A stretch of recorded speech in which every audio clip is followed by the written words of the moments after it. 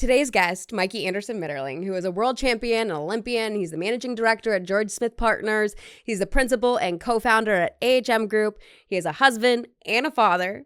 Mikey's accolades span sport and business, from world champion sailor to two-time Olympian to being named Rookie of the Year at Grubb & Ellis in 2010 and later one of CPE's stars to watch in 2017. He holds a Bachelor of Science from USC's Marshall School of Business with dual concentration in corporate finance and commercial real estate finance, and lives by the philosophy that we live in real estate, we play in real estate, we work in real estate. It's a part of everyday life. Welcome to the show, Mikey. Thank you so much, Tinja. I look forward to being on. Well, we talk about all the things that really makes people pursue excellence. We focus a lot on the journey of getting to excellence. What does excellence mean to you? But also like the fundamentals, like all of the come to Jesus experiences that we've had to really set us up for success. So it's, there's no win without failure. And so I always like to start the show with just getting an understanding of what your perspective of excellence is, how excellence shows up in your life. So yeah, how do you feel about excellence, Mikey? Excellence shows up in many different ways, right? It shows in many different ways and many different facets on what you think of excellence as. I think now having kids, the concept of excellence has changed from when I was competing full time, and it's also changed from my perception of building a business. Honestly, excellence to me is the simple things. It's showing up every day, whether it is a positive day, whether it's a negative day, whether you're having a closing, whether you're having massive challenges, but showing up every single day, no matter what. They always say, like, show up whether rain or shine, and that's even more so highlighted when you have kids. The reality is you don't have a choice. You have to show up every day. And, I think one thing kind of in the pursuit of excellence is once you get that done, you show up every day, then you can start worrying about the other things. If you don't show up every day, all the other things don't actually matter. So yeah, I would kind of really just boil it down to that. It's you show up for yourself every day. If you do that, then you can show up for everyone else. But yeah, so like showing up really is half the battle. I agree 100%, but it's showing up like being fully present. So, when I think about excellence, if I were to boil excellence down to one word, it's integrity. It's integrity in what you're doing, how you're doing it, the deliverable that you're the intention of the showing up. So I love how you put that. Everybody has a different explanation or perspective of excellence. And so when I dive in, it's always that hard-hitting question of like, what's your perspective of it now? But more importantly, like, you've achieved so many remarkable things as far as accolades go. I think, growing up sailing, we always had to submit a resume in order to get to the next level as well. So I think, between business and sports and having kiddos and marriage and everything, what is the accolade that I think that you're the most proud of? Being a dad. There's nothing more rewarding than being a dad. Being a partner to my wife, and then kind of everything else kind of falls in line thereafter. I think in general we can always be like very selfish. And having kids and being a father like changes that, and so it adds humility where you didn't have humility. It teaches you honesty where you didn't know honesty was there. It teaches you laughter where you didn't know laughter was. It teaches you pain where you didn't know pain was. And it's in the pursuit of excellence. It's like I kind of go back. You show up every day for them. Whether you're sick, your health, I would say that supersedes everything, I've done, in the past. And so it's like being kind of the best dad and partner husband I can is kind of like number one. Then all the other fun things, like sports, business. Yeah. They fall behind that nowadays. In my 20s Yeah. and 30s, that would probably be different. But in my 40s, I would say So that Did Livy win? Did they win on Sunday? no, they did not. Oh. Oh. They played really well. Liv played really well on Saturday, and they made it to the semis. They were playing a full age bracket up, and they could have easily won on the semis, but it goes to the concept of showing up. They showed up lazy, and so they lost 3-2. But Yeah. it's No, I I think that think goes to your point, right? You can still show up, but how you show up also matters. They showed up yeah. just a little bit slow, but Got it. it's fun. It's interesting to watch, right? It's they were bummed, and I know Liv was bummed that they lost, which shows that they care. Which it's like Yeah. you have to console them, but then also be honest and be like, look, if you show up with the same tenacity you did yesterday, the outcome might have been different. Yeah. I mean, not guaranteed, but it's you still have to show up with the energy, as you noted earlier, right? The energy and the Yeah. intent to be successful. It was really interesting, like building out my Q&A for you because I Livy is now playing on the club that I grew up in. It's an elite level soccer team, and she's extremely talented, and so it's almost like reliving some of my heyday. This actually brings me to a different question because, like, looking back, some of the most galvanizing experiences for me were on that soccer field, and I had a coach, Colin Chesters, who gave me some of the most important feedback that I still carry with me to this day, which is like my attitude impacts everyone. It's like when I'm playing happy, everybody plays happy, but when I am playing mad or moody, everybody it like deteriorates. And so, I that feedback has stuck with me for life, and I have to be incredibly aware and cognizant of how I show up because of that. So I'm curious, like, out of all the coaches, out of all the accolades, all the Olympic trials and, world championships and, collegiate sailor of the year and all the things, out of all the coaches that you've had and world class coaches, was there ever like an experience that you had that really shaped your mindset for success? Yeah, no, I would say along the same lines. It's when you're younger and you're spry and you think you can do everything in the entire world, right? Like you can bend the sport to your will, or you can solve that issue with your pure force and will. But what you learn is there's so much out of your control, and and and your surroundings, right? You don't control your surroundings. You don't, in sailing, like, right, you don't control the wind. Actually, you're basically failing 90% of the time. But all you're trying to do is make the next best right decision, and hopefully that next best right decision is better than the next guy, and then you can be in front. Yeah.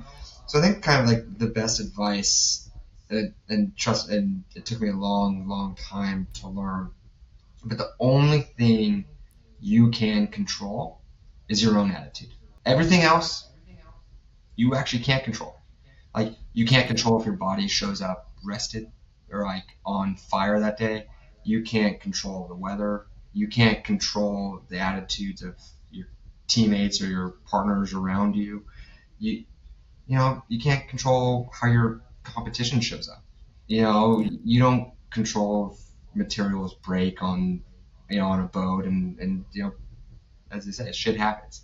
But you can't control your attitude, Yeah. and how you handle that adversity, or how you handle that victory. How you um, keep taking that next step forward. And so, it's one of my older coaches is like that's the only thing you can really control. And Yeah. I never knew what that truly meant until literally later in my 30s. And so it took a while to learn that. Because you still try to control as somebody who's type A and wants to control so much of everything, you realize you don't have control. And so No. kind of letting go of that and realizing all you can do is control your attitude and, to your point, like how you show up and how you drive those around you and lead by Yeah. example, then um, it's, yeah, I would say that's kind of one of those ones that has stuck with me, but also took me a very long time Years. to learn. Yeah. No, it's funny. Like I actively, whenever I'm like in a sour mood and I know that I'm gonna have to be on, or like because we stack our days with meetings and clients and in between, and then recording and content, and it's just the rifle through of all of the responsibilities and who you have to interact with. And so like setting yourself up for attitude control, that you got to put the reps in to be able to like psych yourself into a new conversation, a new objective, a new focus, without allowing things to interfere with your ability to engage, right? Because as an executive, you're in a leadership role. People are looking to you. You set the tone, right? Even with the girls, right? With Livy and Izzy, it's literally you got to set the tone for the day. So for me, like I'm sitting there like I gotta I it's funny. I did right out of school. I went into full commission sales, and they used to always call it atmosphere, where you're like setting the tone for the day. And they always had this phrase called "juice monkey." You got to join us in creating excitement. So I have kept that with me throughout my career to Okay. be a juice monkey every day. I gotta like light it up because it impacts how I show up. It impacts my relationships. It impacts my effectiveness. Hmm. And so I'm curious for you. Like we come at this with very different like energy levels and enthusiasm thresholds. So I'm curious, like for you, how, like what it is from a tactical standpoint that you do for yourself to get your attitude right. Yeah, no, that's a really interesting question, right? Because I think one thing personally I try really hard to do, whether it's with my daughters, with my partner, my wife Rachel, whether it's my business partners or within my business and with clients, it's really trying to not have the highs so high and not the lows so low. And Yeah. really trying to keep that a very consistent demeanor, right? Because it's like, look, I think you should always celebrate your victories. I think it's important to appreciate those and let those sit in. I think you should also, honestly, celebrate your failures. You should let those sink in. Yeah. You should be upset. You can cry if you need to. It is, but a failure is only a failure if you don't learn from it and you don't take the Yeah. next steps from it. Everyone fails, and so it's also fleeting, right? Like a success and a victory is fleeting, a failure is fleeting, and so if I'm in a bad mood, which it happens more often than I ever want to admit.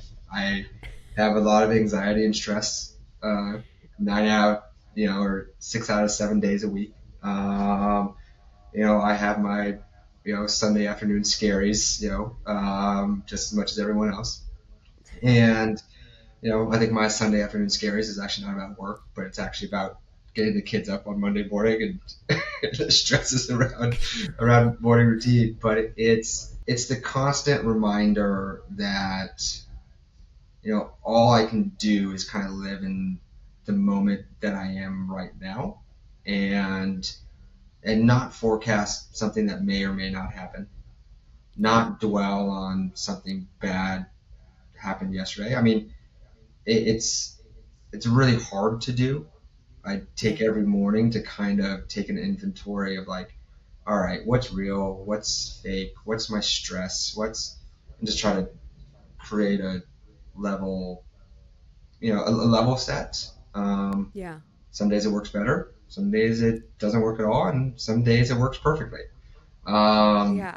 But just always really trying to be cognizant of you know being within that bandwidth of, to your point, being able to be present, being able to be those around me, um, and being open to listening, right? And it's regardless of if I'm in a bad mood or a good mood, right? And just trying to be consistent, which Yeah. every morning I take my inventory, and kind of I love that. try to level set. Some days it works, some days it It's doesn't not work. so. But it's Well, so it's really funny because like I always like to come back to the analogy like life is literally like an EKG, right? You got to have your highs, but if you flatline, you're basically dead, right? So we got to figure out how to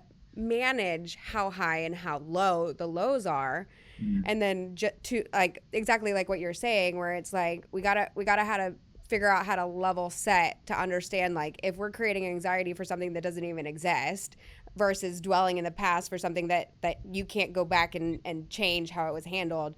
All we have is right now. How do we manage that emotional somatic reaction? What's interesting is I'm going to be hosting 2 champagne clubs this year, co-hosting with Carrie Ford, who is a somatic trauma-trained advisor. And so me getting ready to prep these workshops where we're going to be talking about money and somatics, it's a really interesting dynamic because the audience is going to be female founders. And whether you're a male or female founder, you're running a business, you have the same types of anxiety, right? You've all built successful organizations, but you have employees that are depending on you. You have clients that are depending on you. You have excellence in your SOPs that need to happen. So especially with you managing 2 companies, and multiple projects within each of those companies, like, what is it that you do? Like, what are some of your non-negotiables besides just the carving out the time to level set? Like for me, for example, like I have to sweat, like I have to move my body. I have to physically like pattern disrupt my brain to be able to like think rationally. yeah. like I have to oxygenate in order for me to like bring myself back into my body and realize like nothing's on fire. Like right this second, nothing's on fire. So is there something that you do for yourself that like helps you regulate? Yeah, no, I think a few things is like one of my non-negotiables, like outside of traveling, being there for live soccer or sports. So, I think it's like that family time is kind of really a non-negotiable for me. Another non-negotiable for me is, my morning level set. Like that's regardless of how I'm feeling, I've got to at least spend 5 minutes kind of figuring out what it is, whether it's with a cup of coffee. Actually, 9 out of 10 times it's with a cup of coffee. And that helps the level set. I think those are my true like non-negotiables. And it's from there, kind of the other pieces kind of seem to fall into place. Yeah. I think the other non-negotiable that I have is that I've got to be like rigorously honest with myself. So like if I messed up or if I did harm or if I, if something happened, right, like, I've got to be honest and own up to it, and take, ownership of that. And so I think that's another kind of non-negotiable. But it's like I used to do a lot of the workout and every morning kind of be that used to be a non-negotiable. But I will say getting the kids up at 7 and out the door at 8, like Yeah.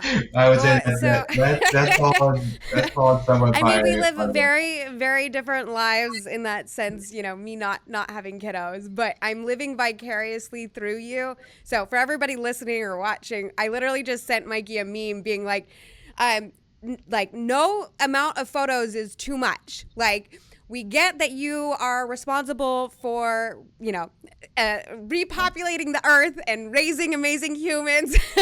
My job is not that right now, but being able to see them grow up into beautiful humans, and just like watching Olivia manhandle Monopoly, and like the way her brain works is just, I mean, it's inspiring. So just even being able to create scenarios to challenge her, but also know like how talented and creative she is, where it's like you're testing her, but also giving her a safe place to fail. Like for us, like failure was never an option, like we really, I don't think, regulated ourselves in a capacity that like we ever saw failure as like progress towards goal. It was really like a dynamic for us to like focus on winning and focus on accolades, and I think that both of us, and correct me if I'm wrong, it's taken a lot of our 20s and 30s to rewire the programming of our brain to look at failure as a positive thing, as a learning experience, as it is truly progress towards goal, because we're trying something on in a different capacity. And to be honest, like most people don't know what they're doing. They're just winging it along the way, trying to get it right. So failure is like a natural part of the process, almost like loving and embracing the suck, right? The failure, and like you being able to create environments for Olivia and Izzy to have that safe place to fail, I think has been really like inspiring to watch them develop into, they're already so talented and brilliant. It's just giving them that opportunity to have those emotions. I know that's been something that you guys have worked on diligently to learn as parents, and also just create habits around that. Anyways, that was a long-winded response to you, but yes. No, and I mean, kind of along those lines too. Like it's interesting you bring that up, because like growing up, it was perfection, not process.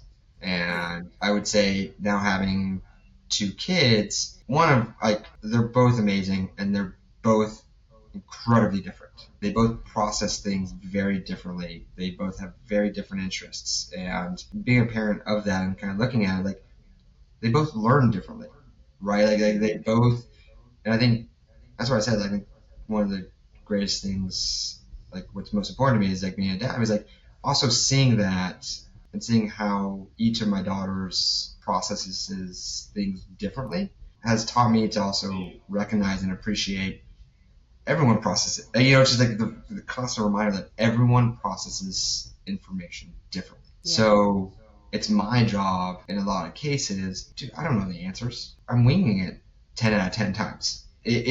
But you're taking the shot. And it's also my job within whatever environment I'm in is to provide that environment for those around me to also succeed and try, right? Like if you can't meld an environment that individuals can't have ownership, can't take their shots, can't grow, then you're failing, right? And then you're truly failing. So I think that's kind of been one of the interesting thing, and kind of thinking through like performance and growth is really kind of allowing the space for that to kind of foster. Yeah. And having kids taught me that in a big way. Yeah, it's wild, because it's like with Anderson-Mitterling, which is our family's consultancy, they specialized in gamification and experience-based training. So it was wildly different from like how we were actually raised, with like expectations to achieve versus the safe place. The irony is like the terms of endearment are like DFU, like don't fuck up. But it's meant as like a term of endearment, a good old solid college try, but like don't fuck it up. It's meant to like create a level of pressure, because I do believe that like you create excellence when there is a level of stress. but it's about creating an environment where it's manageable stress, that there is environments that you can fail in, but fail within, parameters. So your comment about like true failure, right? We all don't have the answers, but I'll be damned if I don't go find the answer. Like if I don't bring in the specialist to solve it, like we get it right when it comes down to it, right? We wouldn't be like in the positions that we're in and delivering what we're delivering for clients if we didn't get it right most of the time, right? Mm-hmm. So I actually am going to pivot to business for you. You gave a really interesting presentation recently where you're literally saying like we live in real estate, we play in real estate, we work in real estate. But how does that actually, so obviously you develop real estate, you manage like cap stacks and whatnot as well, and figuring out how to finance real estate. I love real estate. Everybody needs a home. It's a great tax strategy depending on how you're investing and own the properties. So from my perspective, real estate is an incredible asset to include in your portfolio. Like your world literally is all encompassing when it comes to real estate. Yeah. What exactly is it that you do, and why is it so important to get right? No, and so I had a bunch of mentors that got me into real estate, after Beijing in 2009. And, what I've learned through real estate and through the multiple positions I've had is that it's just that point, right? We live in it, we work in it, we play in it, we go shopping it, right? It's literally all around us. But as I've grown up in the business, I've also learned how complex it is, how rewarding it is, how the perception of real estate as well, depending on which asset class or where you are, and depending which like I have very mixed feelings about real estate. with, depending which cycle you're in,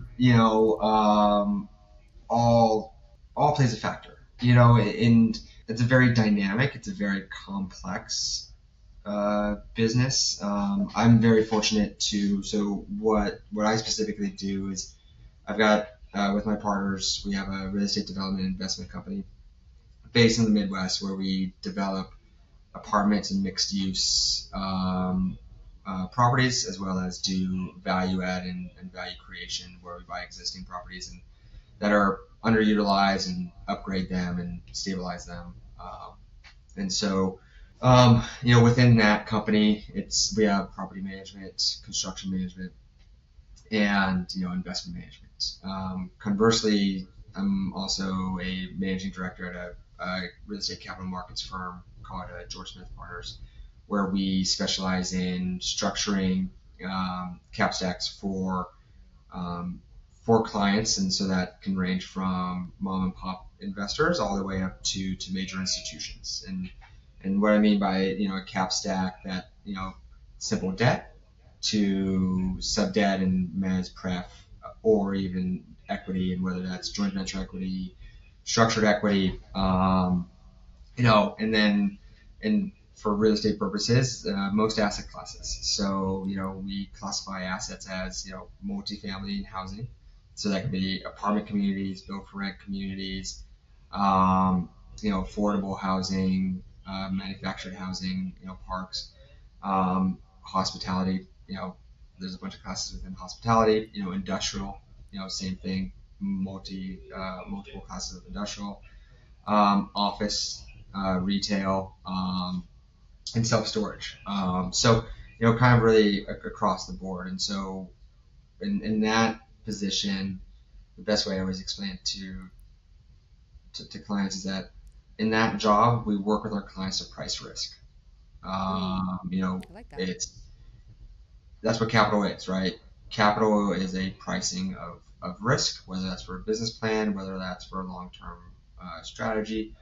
So that's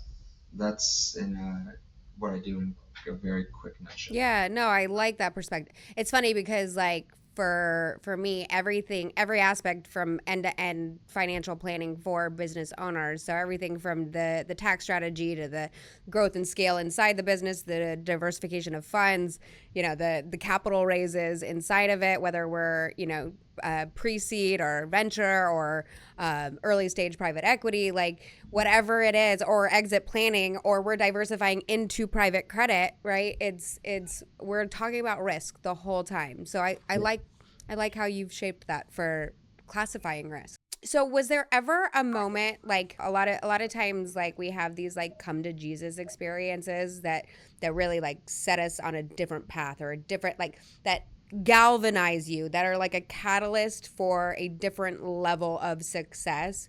Have you had one of those experiences, or multiple experiences, where it really shifted the levels of success, or shifted your path to success? Yes and Like no. for like for me, right? It was like I got divorced, mom and dad retired. I was like back to baseline of, oh my god, do I take this intellectual property and go build a business because of down cycle oil and gas? I have no clients because I got taken off the AVL. Like, we're back to basics of like, holy shit, I am having a full on identity crisis. What do I do with this? And like, luckily I got recruited into finance. You know, that was the come to Jesus experience of like, I got to go from being an expert in one industry to being very humble of like, I know nothing in this context, to go into a career change, completely different technical, you know, understanding, and go, if you don't bring on clients, you don't eat. Yeah. So it was like one of those of like a real true character build, which brings me back to like my one of my original questions is, which is like, your what's your favorite accolade? That same year I got rookie of the year. Like, for me, that was like my, because I don't have kids, right? Like, I am very proud of myself for, you know, that level of resilience.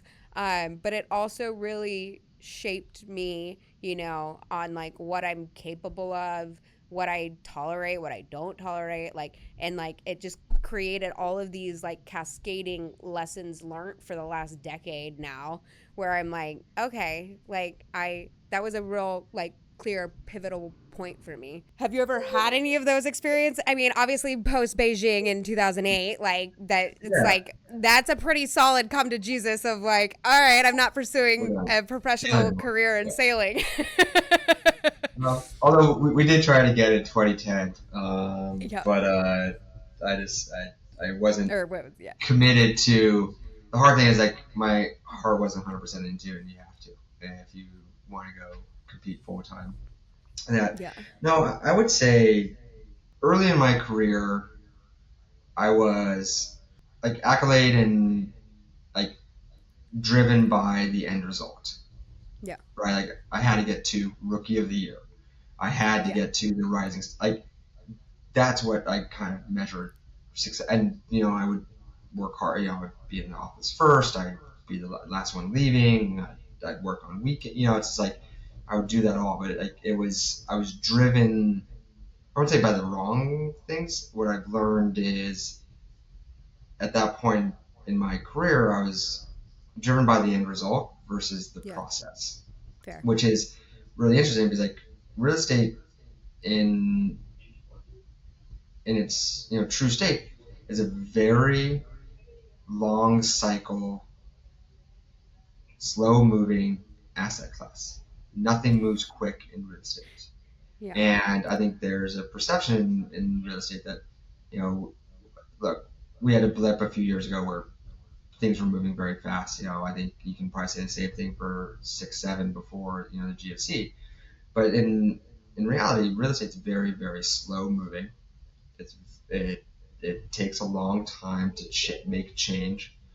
And, I think one of the things that I would say I'm kind of most proud of kind of through the process of this is building the teams and being partnerships, Yeah. right? I think my come to Jesus was that I don't do this alone. Mm-hmm. I do this with partners. I'm Yeah. successful because of those around me, not because of just me. Yeah. And I think when that was most prevalent is really when, my business partner and I kind of made the commitment to spin off and start our own thing. Yeah. And I really took it to heart, and it kind of really, like, it's like one of those times where it like really hits you. You're like, shit, like, I've been so selfish. And the reality is like in sport and work, you're never doing it alone. You're only Yeah. as successful as your team. You're only as successful as how you show up and lift those around you. Yeah. Um, and I would say that that's kind of been the big kind of driver in kind of this next cycle for myself and for business was I'd never want to do something on my own. Yeah. And I realized that in a big way. And I didn't realize that until my 30s, right? I realized like how fortunate I was through high school, through college, of all my sailing teammates, through my partnerships with Dave in sailing 470s and the Olympic campaigns, to my mentors giving me shots in the industry of real estate, right? Like, and I would say that was kind of the biggest kind of Yeah. No, sock in the face, being I like, oh always shit, say, like yes, that yeah. none of this was done No. alone, and I'm never going to Yeah. do this alone. Exactly. So that's why it's like, well, there's no individual accolade. Yeah. Is maybe the short way of saying it, and it took me a long time to learn that. I love that. I always say like all ships rise together, but literally like we don't win anything by ourselves. So whether it's the teammates, whether it's the coaches, it's our family, our friends, like we all need a cheer squad to make like to hype us up, right? We need our our support community to be able to do what we do. And talent only gets you so far, right? Talent and Yeah. determination only get you so far.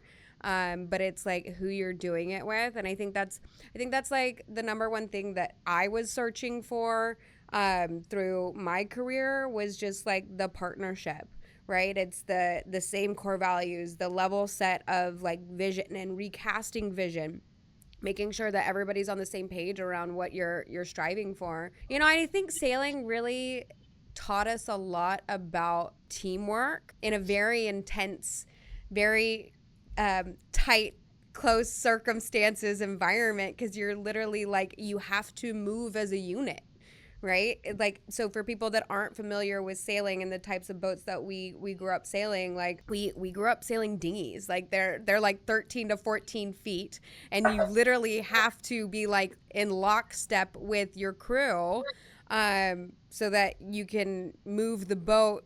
When we're talking about physics, it's like we have to be cognizant of literally moving as a team, and then it's just all the tactics and strategy and like playing chess on the water pretty much. And I think that's a lot of that translates like when we're talking about fundamentals, like mastering the fundamentals and translating it from sports to business to family. Like I think like we don't even think about it anymore of like that's literally just like a baseline skill set that you need to have, which is just being cognizant of how you're moving with the people around you. And it's also like with team racing and fleet racing, like being really dialed in on strategy. And when I move, you know how to move, right? And I think that's like such a an awesome way to really build your foundation. I like how you've set that up. Okay, are you ready for rapid fire? Yeah, no, no, it's absolutely, it's So these are, I mean, last time I did rapid fire, we're trying this rapid fire thing. Okay. It doesn't really end up being like rapid fire because there's like always an explanation behind it. All right, we're gonna try it. Okay.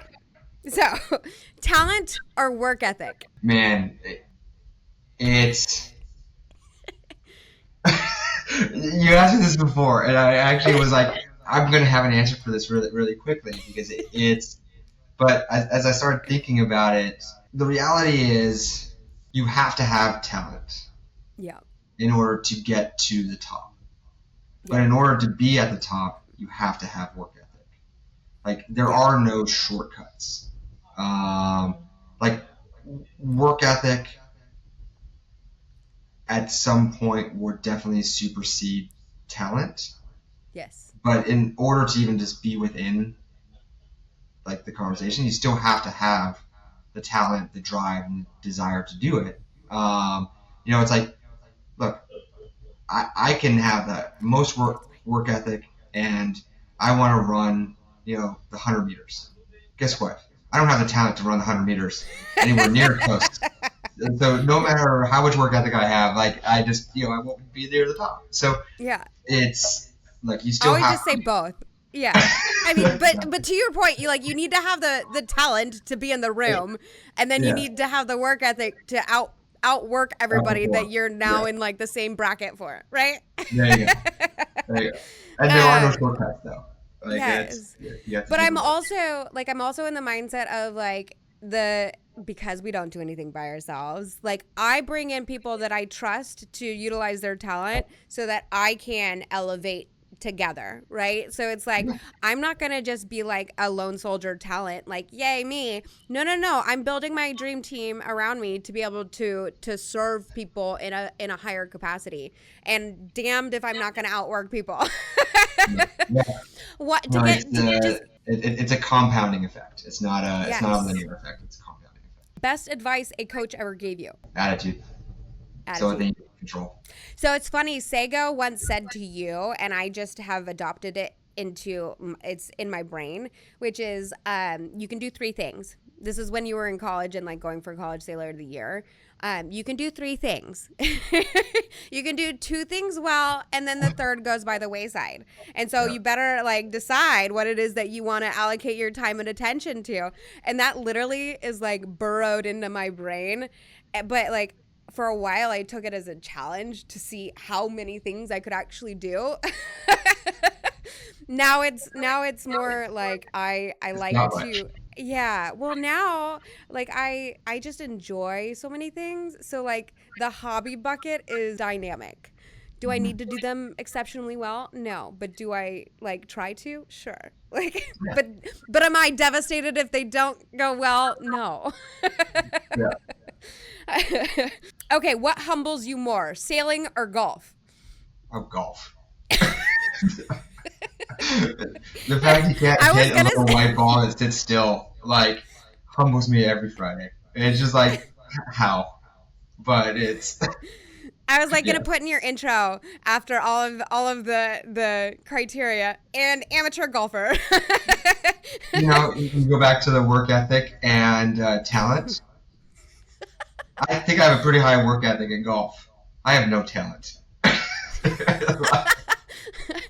No, but I try. Perfect. I mean, it's also equipment. Equipment matters sometimes. Yeah, I got that. It's it's an interesting But game. okay, most underrated performance skill, Most like underrated performance skill. for peak performance. Humility, laughter. Mm, I The, love that. you're gonna mess up. Shit's gonna go wrong. If you can laugh at yourself and take ownership of it and move on, that's the most underrated, high value skill I think anyone can have. For me, it's playing the movie, like the tactical visualization. Like my brain goes into the intellectual like output of how do I get myself into that. Like I think, but to your point, the humility.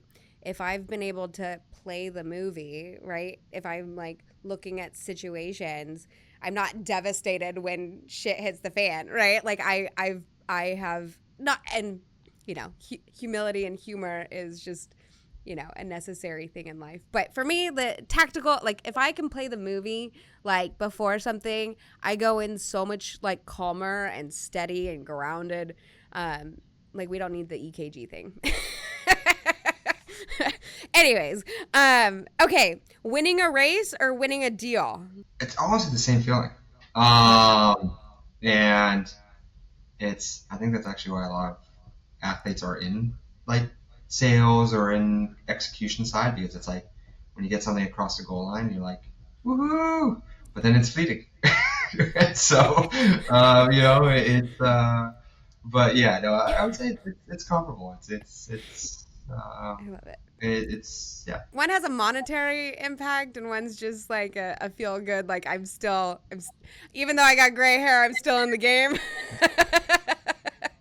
It's we had like a member guest tournament and somehow won. I will say that was pretty cool. In golf, and I'm like, all right, well, there's hope. There's hope. But I was like, that's my amateur golf career just spiked. Now it's all downhill. I love it. Excellence in one word. Patience. Ooh, I love that. I usually say, like, in my brain, it's integrity. Like integrity of your actions and mindset, but I love patience. Last and final question. If you had to distill everything that you have learned into one principle for pursuing excellence, what would it be? Well, that's where I would use The patience. integrity and honesty. Oh. Okay. I think without that, then you don't have a foundation to stand on.